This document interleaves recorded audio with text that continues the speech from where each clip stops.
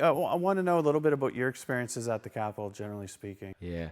Well, I remember so that was my first one, and I remember going in so having never been into a venue like that, like as far as going to the bar and watching a band play or whatever, which is definitely more my vibe when I'm gonna go out to a place.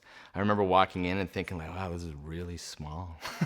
You know what I mean? I was like, it's like a hallway. And I don't know how I felt about it. I remember having like, for the first little while, just kind of having that relationship with like, it's kind of neat that you can go see a band there, but I was like, it's not very big. Like I always just expected a place like that would be bigger. But then I think that quaintness of it was what eventually led me to like love it. You know what I mean? Like the first year or two that I was here, I would go there a lot because that's where the bands were playing. And I don't remember. I mean, I've seen a bunch there, and early on maybe I'd go a lot more, or like as it went, I'd go like depending on what band was coming in. Maybe I'd get to interview somebody, locally, and I'd go to the show, and then. But then over the years, especially in probably the last 7 years or so, it's really been of like, yeah, that's where I just want to go. I will say one thing. What I like about the Cap, I like going to the Capitol because you can see a local band that is just starting out, or you can see this band that's touring the country. Like I saw July Talk at the Capitol. Now they're playing much bigger rooms. They're playing like the Junos and stuff, but I saw them before that playing in this small room. I watched Monster Truck open up for the Sheepdogs in the Capitol. So it's like even outside of the local scene, it's like you get these bigger name bands that before they're bigger bands, and you can kind of go, I saw them there, and that's cool too. And hopefully, a Fredericton band will be like that too. I know them, I saw them. Well, yeah, with you, I know you're a music fan.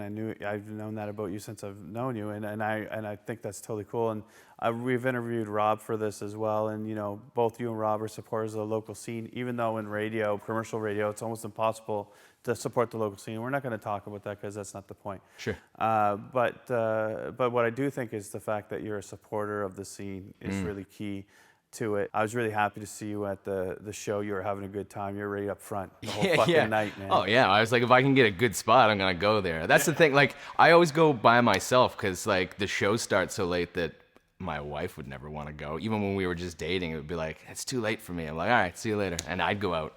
And that's what I like about it is that I can go there, especially now after all these years here. It's like I can go there by myself, but not feel insecure about going somewhere by myself, which can happen a lot. Like if you're going into a place you don't know anybody, but I always feel like I'm gonna see somebody I know. You know what I mean? And there's that community like spirit of it. So I never feel uncomfortable just walking through the door alone because I know that I'll run into a bunch of guys, even just to say, hey, I might stand there and watch the show all by myself the whole night, but you'll see people, you'll wave to them, you'll shake their hand, you'll chat, just say, hey, how's it going? And then, or just, shoot the breeze with Ferg at the bar. Okay, so how would you describe, from what you've seen over the years, the Fredericton music scene? The Fredericton music scene is just, I don't know, man. It's like a big, like, just a big community all on its own that I feel is almost like it's like a niche.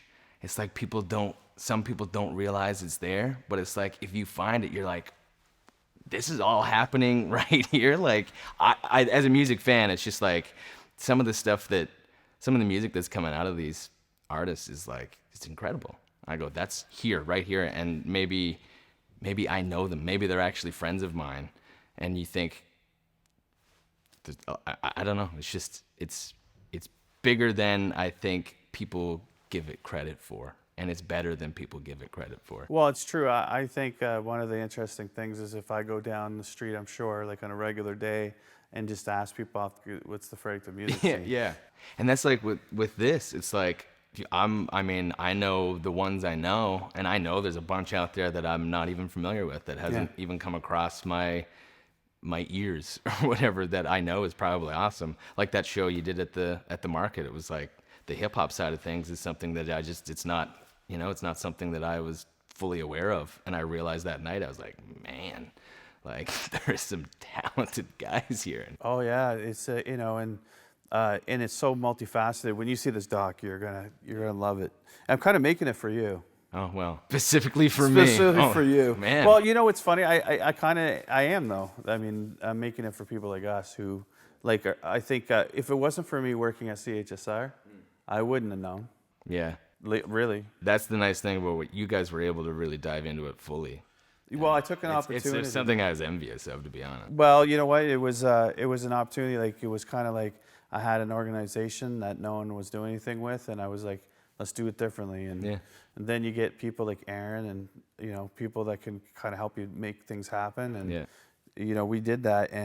But the music scene was like already happening then. Yeah. We were just kind of Trying to expose it. expose it. Yeah. How would you describe the Harvest Jazz and Blues Festival? Because I do want to talk to you a little bit about that. Yeah. So if someone came up to you and didn't know anything about the Harvest Jazz and Blues Festival, how would you describe it?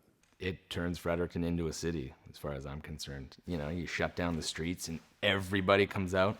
There's like music fans in general. There's local music fans. There's just people that are out to even walk the streets just to kind of see the sights and sounds. People that don't even care about what's happening in the tents, but they're out. Some are just out to be seen. Some are out to see and experience. Some are there to experience new music they've never heard before, which is like those free stages and stuff. Locally speaking, it's great exposure for them because you're getting eyes and ears that maybe otherwise would have never known it was there.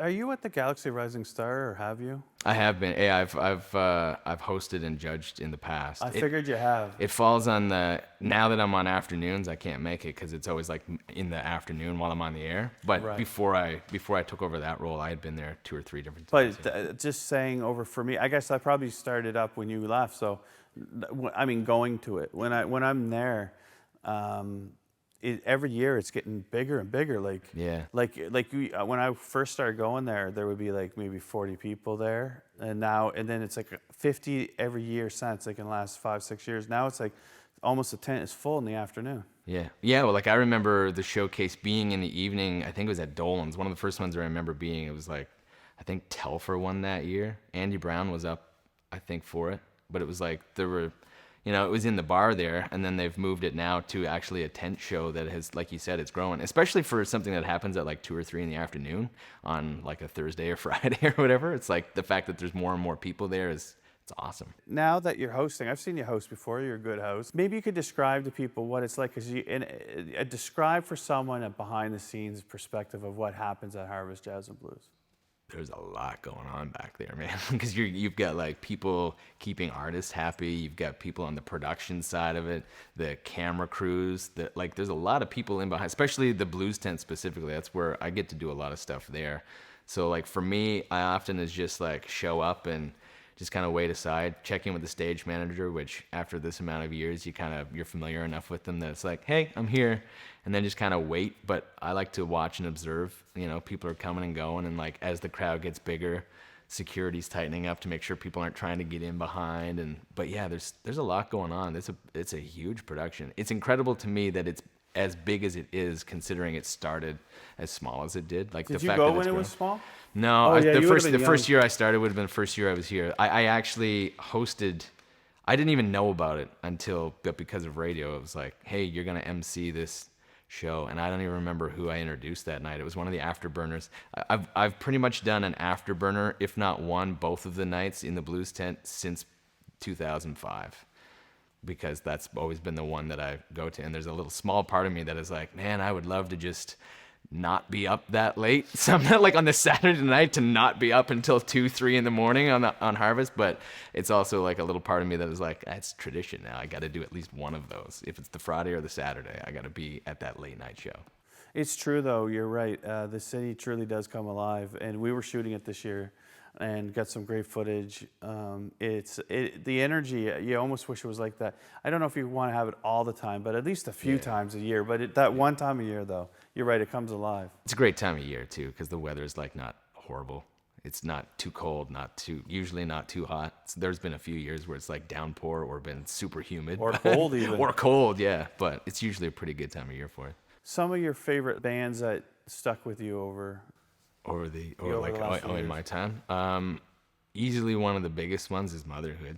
I saw them at I think it was Record Store Day. Yeah, it was Record Store Day, Backstreet Records, and they were playing in like the back room upstairs or whatever. And I just casually strolled in because I was like, I don't know who's playing. Like I never heard of them, but the sound that was coming out of that room was like, who are these people? And I was just like mesmerized by them. This 3-piece making the noise they did, and intensely and passionately as they do. I was like hooked. They just had their EP out at that time, and then I was like, this is a band that is like you got to pay attention to these. Like I went to work and I was like, Rob, you got to hear this band, kind of a thing. That's like a cool experience. But that to me was like, that would be what it would be like, an equivalent of like seeing like, you know, back in the late 80s or whatever, seeing a band like Nirvana or something in a club. Like for me, that was what the experience was like. It was like, this is a band that I've never heard anything like this before, and I think they're amazing. So that to me was like, that was one of the first, that's one that over the years that is like, I think they're incredible. Obviously there's a lot of bands in town that are great. They're one that sticks out in my mind.